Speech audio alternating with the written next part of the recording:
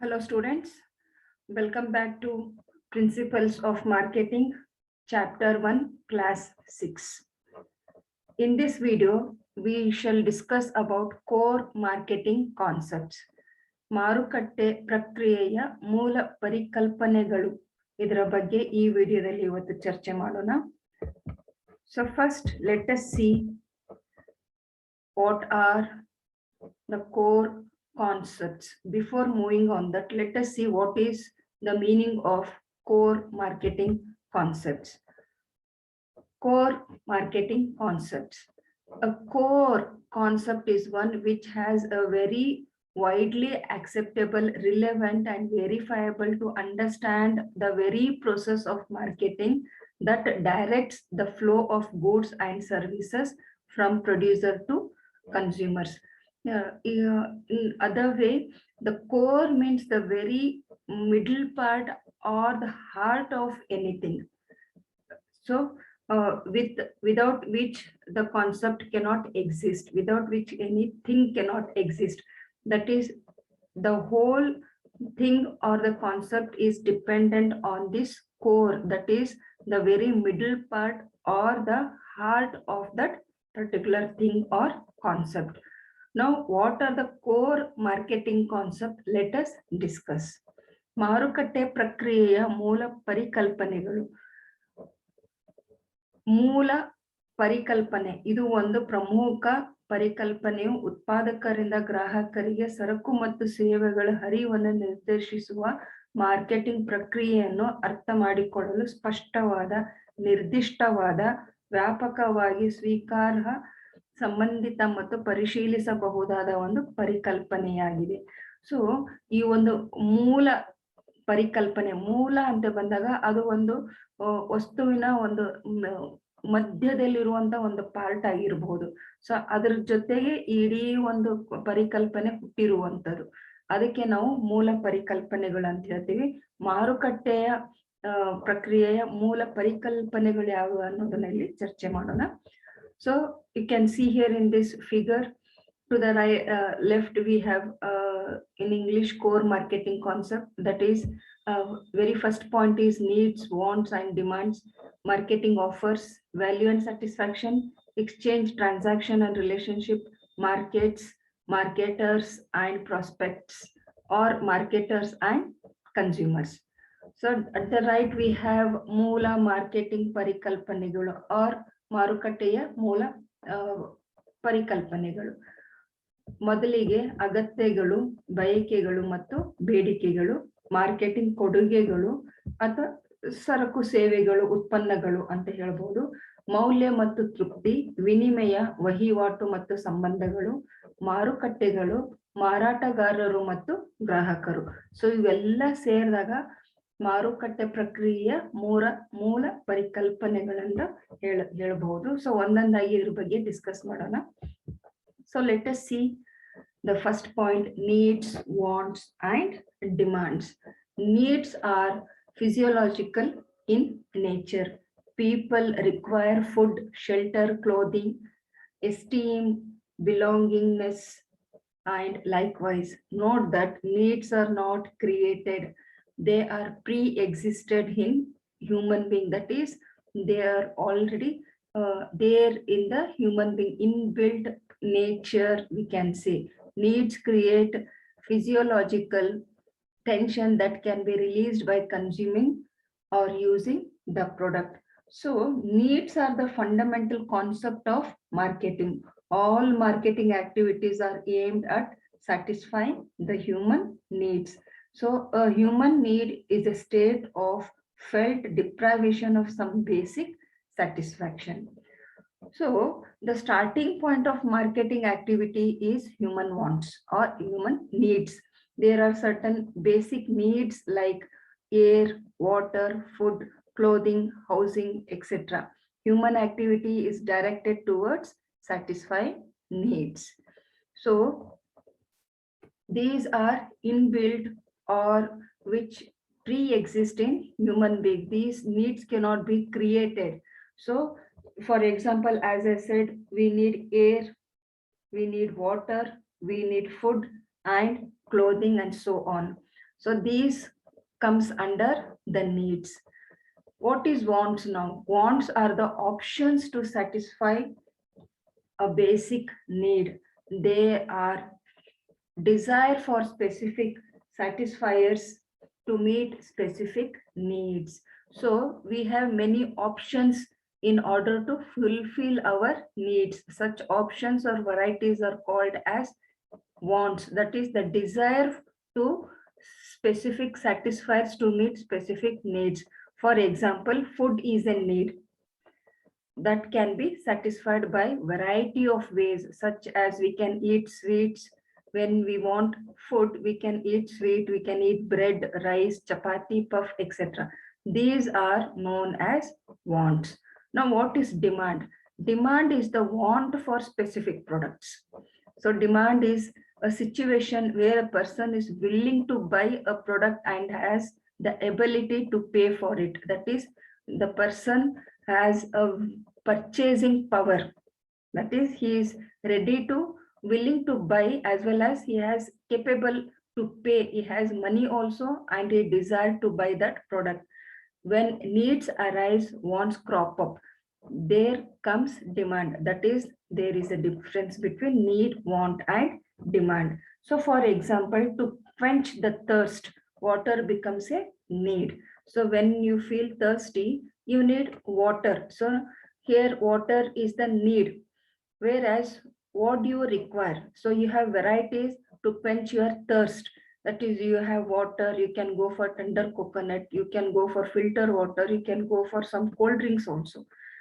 So it all depends on the demand, that is the purchasing power. If you want, you have willing to buy and you have ability to pay for it, you can go for some branded filter water or some electrolyte water, such things you can drink. So these are the difference between needs, wants and demands. And ಅಗತ್ಯಗಳು, ಬಯಕೆಗಳು ಮತ್ತು ಬೇಡಿಕೆಗಳು. ಅಗತ್ಯಗಳು ಶಾರೀರಿಕ ಸ್ವಭಾವವನ್ನು ಹೊಂದಿವೆ. ಜನರಿಗೆ ಆಹಾರ, ವಸತಿ, ಬಟ್ಟೆ, ಗೌರವ ಸೇರಿದವರು ಮತ್ತು ಅದೇ ರೀತಿ ಅಗತ್ಯವಿರುತ್ತದೆ. ಅಗತ್ಯಗಳನ್ನು ರಚಿಸಲಾಗಿಲ್ಲ ಎಂಬುದು ಗಮನಿಸಿ. ಅವು ಮಾನವರಲ್ಲಿ ಮೊದಲೇ ಇದ್ದವು. ಅಂದ್ರೆ ಅದು ಇನ್ಬಿಲ್ಟ್ ಆಗಿರುವಂತದ್ದು, ಸ್ವಾಭಾವಿಕವಾಗಿ ಇರುವಂತ ಒಂದು ಅಗತ್ಯಗಳು ಶಾರೀರಿಕ ಉದ್ವೇಗವನ್ನು ಸೃಷ್ಟಿಸುತ್ತದೆ. ಅದನ್ನು ಸವಿಯುವ ಅಥವಾ ಉತ್ಪನ್ನಗಳ ಮೂಲಕ ಬಿಡುಗಡೆ ಮಾಡಬಹುದಾಗಿದೆ. ಸೊ ಅಗತ್ಯಗಳು ಈಗ ಗಾಳಿ ಇರ್ಬೋದು, ನೀರ್ ಇರ್ಬೋದು, ಊಟ ಇರ್ಬೋದು, ಶೆಲ್ಟರ್ ಇರ್ಬೋದು. ಸೊ ಇವೆಲ್ಲ ಬೇಸಿಕ್ ನೀಡ್ಸ್, ತುಂಬಾ ಎಲ್ಲರಿಗೂ ಅವಶ್ಯ ಇರುವಂತ, ಬದುಕಬೇಕಾದ್ರೆ ಇವೆಲ್ಲ ಅವಶ್ಯಕವಾಗಿರುತ್ತದೆ. ಸೊ ಇದು ಇಲ್ಲದೆ ಅವನು ಬದುಕಕ್ಕಾಗಲ್ಲ ಮಾನವ. ಸೊ ಇದು ರಚಿಸಲಾಗಲ್ಲ, ಅದು ತಾನಾಗಿ ಇರುವಂತ ಒಂದು ಸ್ವಾಭಾವಿಕವಾಗಿ ಇರುವಂತ ಒಂದು ಗುಣಗಳು. ಸೊ ಈ ಅಗತ್ಯಗಳು. ಬಯಕೆಗಳು ಏನೇನಂದ್ರೆ, ಈ ಅಗತ್ಯಗಳನ್ನು ತೃಪ್ತಿಪಡಿಸೋದು ಬಹಳಷ್ಟು ಆಯ್ಕೆಗಳಿರ್ತವೆ. ಈ ಬಯಕೆಗಳು ಎನ್ನುವುದು ನಿರ್ದಿಷ್ಟ ಅಗತ್ಯಗಳನ್ನು ಪೂರೈಸುವ ಆಯ್ಕೆಗಳಾಗಿವೆ. ಅವರು ನಿರ್ದಿಷ್ಟ ಅಗತ್ಯವನ್ನು ಪೂರೈಸಲು ನಿರ್ದಿಷ್ಟ ತೃಪ್ತಿಕರ ಬಯಕೆ. ಉದಾಹರಣೆ, ಆಹಾರ ಎಂಬುದು ಒಂದು ಅಗತ್ಯ. ಬಟ್ ಬಯಕೆ ಅಂದ್ರೆ ಆಹಾರದಲ್ಲಿ ನೀವು ಸಿಹಿ ತಿನ್ನುವ ಬಯಕೆ ಇರ್ಬೋದು, ಬ್ರೆಡ್ ತಿನ್ನುವ ಬಯಕೆ ಇರ್ಬೋದು, ಅಥವಾ ಅನ್ನ ತಿನ್ನುವ ಬಯಕೆ ಇರ್ಬೋದು, ಚಪಾತಿ, ಪಫ್ ಮುಂತಾದ ವಿವಿಧ ವಿಧಾನಗಳಿಂದ ತೃಪ್ತಿಪಡಿಸಬಹುದಾದ ಅಗತ್ಯವಾಗಿರಬಹುದು. ಇವುಗಳನ್ನು ಬಯಕೆ ಎಂದು ಕರೆಯಲಾಗುತ್ತದೆ. ಈಗ ಬೇಡಿಕೆ ಅಂದ್ರೆ ಏನಂದ್ರೆ, ಸೊ ನಿಮ್ಮಲ್ಲಿ ಅಲ್ಲಿ ವೆರೈಟೀಸ್ ಇದೆ, ಸಿಹಿ ಇದೆ, ಆಹಾರ ಇದೆ, ಬ್ರೆಡ್, ಅನ್ನ, ಚಪಾತಿ, ಪಫ್ ಇವೆಲ್ಲ ಇದೆ. ಸೊ ನಿಮ್ಮ ಒಂದು ಪರ್ಚೇಸಿಂಗ್ ಪವರ್ ಅಂದ್ರೆ ಖರೀದಿಸಲು ಸಿದ್ಧವಾಗಿರ್ಬೇಕು ಮತ್ತು ಸಾಮರ್ಥ್ಯ, ಅದನ್ನು ಪಾವತಿ ಮಾಡಿಸುವ ಸಾಮರ್ಥ್ಯರಾಗಿದ್ದಾಗ ನಿಮ್ಗೆ ಬೇಕಾದ ವಸ್ತುವನ್ನು ನೀವು ಖರೀದಿ ಮಾಡಿ ಅದನ್ನ ತಿಂದು ತೃಪ್ತಿ ಪಡುವಂತ ಒಂದು ಚಟುವಟಿಕೆಗೆ ನಾವು ಬೇಡಿಕೆ ಅಂತ ಹೇಳ್ತೀವಿ. ಅಗತ್ಯಗಳು ಬಂದಾಗ ಬಯಕೆಗಳು ಬೆಳೆಯುತ್ತವೆ, ಅದರಿಂದ ಬೇಡಿಕೆ ಬರುತ್ತದೆ. ಅಂದರೆ ಅಗತ್ಯ, ಬೇಡಿಕೆ ಮತ್ತು ಬಯಕೆ ನಡುವೆ ಕೆಲವು ವ್ಯತ್ಯಾಸವಿದೆ. ಉದಾಹರಣೆಗೆ, ಬಾಯಾರಿಕೆಯನ್ನು ನೀಗಿಸಲು ನೀರಿನ ಅಗತ್ಯ ಅಥವಾ ಅವಶ್ಯಕತೆಯಾಗಿರುತ್ತದೆ. ಅವನ ಅಗತ್ಯವನ್ನು ಪರಿಗಣಿಸಿ ನೀರಿನ ಬಯಕೆಯಾಗುತ್ತದೆ ಮತ್ತು ಗ್ರಾಹಕನಿಗೆ ನೀರಿನ ನಿರ್ದಿಷ್ಟ ಬ್ರ್ಯಾಂಡ್ ಅಗತ್ಯವಿದ್ದಾಗ ಅದು ಬೇಡಿಕೆಯಾಗುತ್ತದೆ.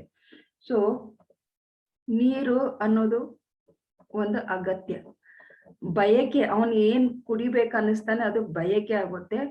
ಆ ಬಯಕೆಯನ್ನ ತೃಪ್ತಿಪಡಿಸ್ಬೇಕಾದ್ರೆ ಮತ್ತೆ ನೆಕ್ಸ್ಟ್ ಬೇಡಿಕೆ ಹುಟ್ಕೊಳತ್ತೆ. ಬೇಡಿಕೆ ಅಂದ್ರೆ ಅದು ಮತ್ತೆ ನಿಮ್ಮ ಹತ್ರ ಸಾಕಷ್ಟು ದುಡ್ಡು ಇರ್ಬೇಕು, ನಿಮ್ಮ ಹತ್ರ ಆಸೆ ಇರ್ಬೇಕು, ಸಾಮರ್ಥ್ಯನೂ ಇರ್ಬೇಕು ಮತ್ತು ಆಸೆನೂ ಇರ್ಬೇಕು. ಎರಡೂ ಇದ್ದಾಗ ನಿಮ್ಮ ಒಂದು ಸಾಮರ್ಥ್ಯ ಮೇಲೆ ನಿಮ್ಮ ಒಂದು ಅಗತ್ಯಗಳನ್ನು ಆ ಬೇಡಿಕೆ ರೂಪದಲ್ಲಿ ಹೊರಬಂದು ನೀವು ತೃಪ್ತಿಯನ್ನು ಪಡುವಂತ ಒಂದು ಚಟುವಟಿಕೆ ಆಗಿರುತ್ತೆ. And the next point is marketing offers.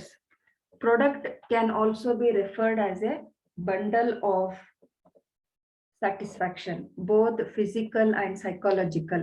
Product includes core product, that is basic contents or utility. Product related features, that is color, branding, packaging, labeling, varieties, etc. And product related services means after sales services, guarantee, warranty, free home delivery, free repairing, and so on. So tangible product is a package of services or benefits. Marketers should consider product benefits and services instead of product itself.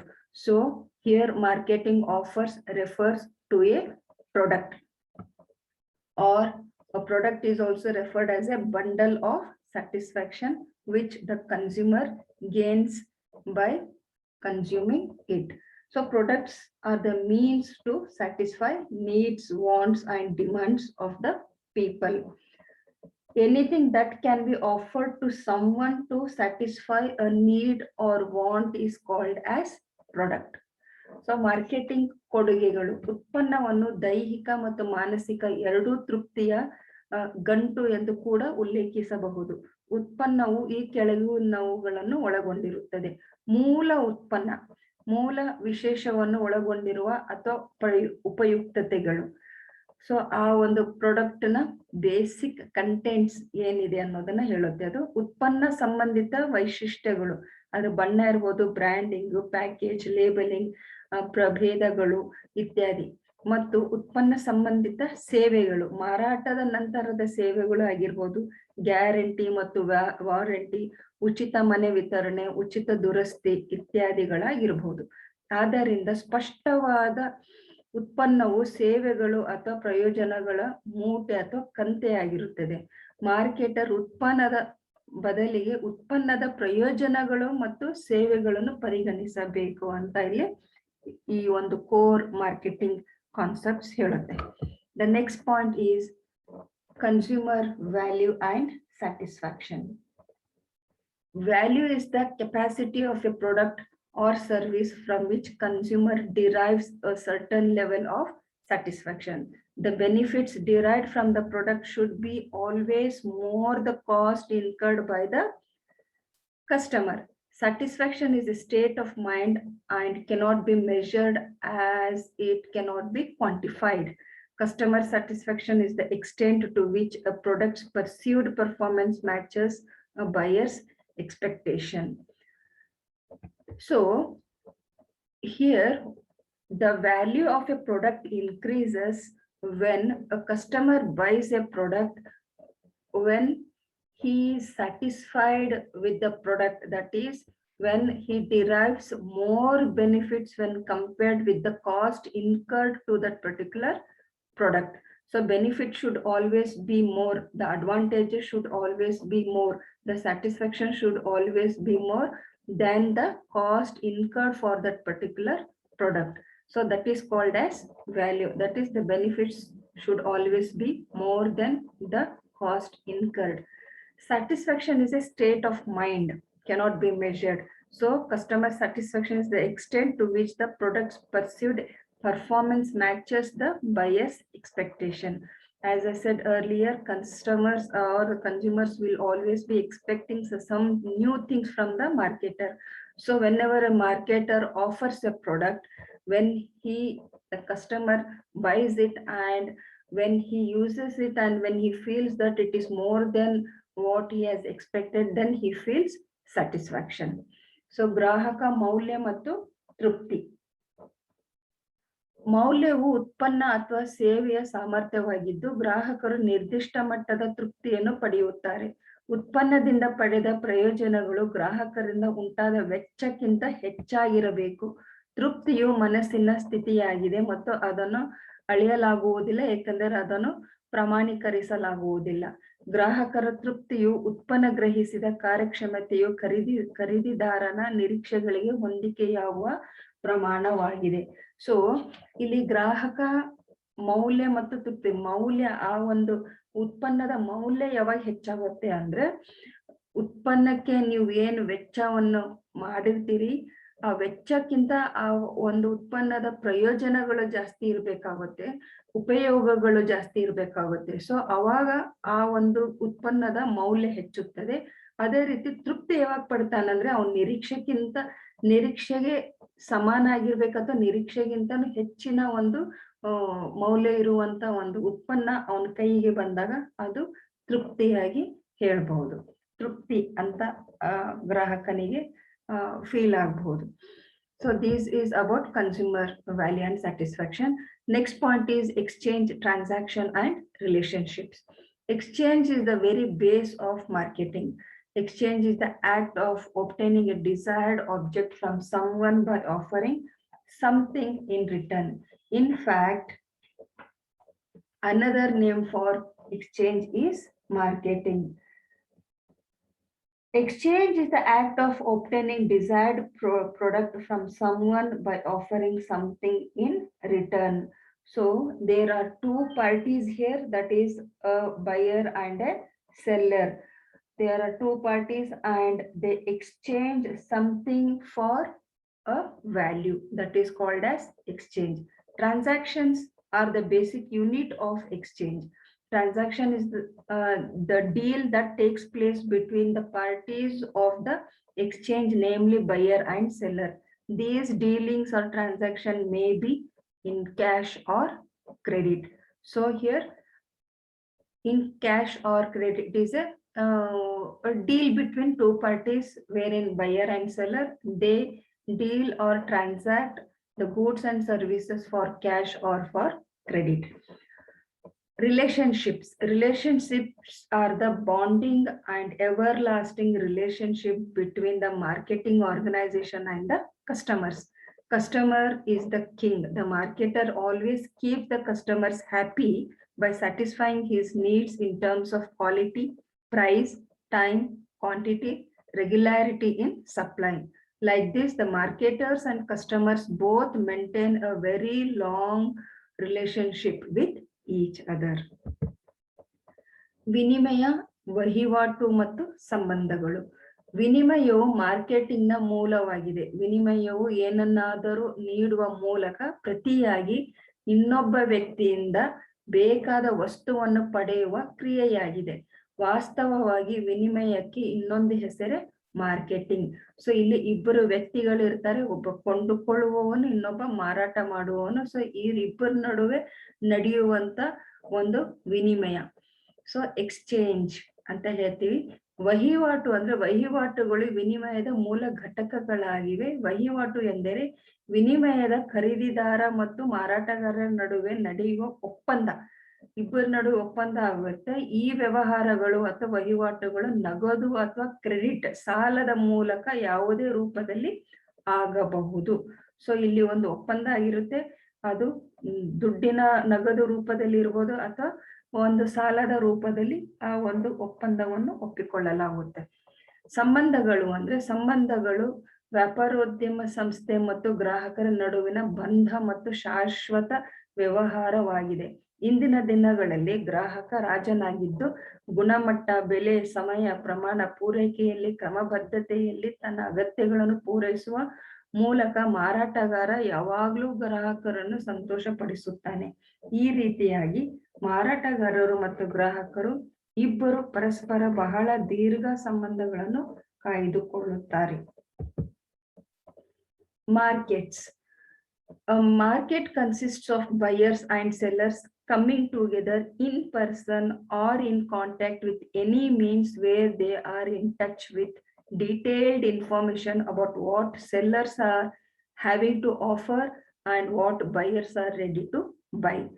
That is, goods flow from sellers to buyers, and money or money's worth follow from buyers to reach sellers to complete the exchange.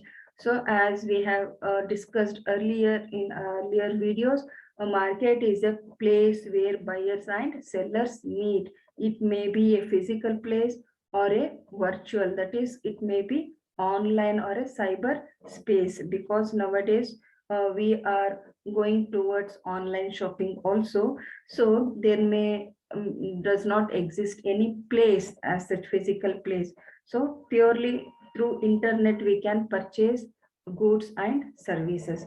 So it is a place where two people, that is buyer and seller, meet together and exchange goods and services for a price.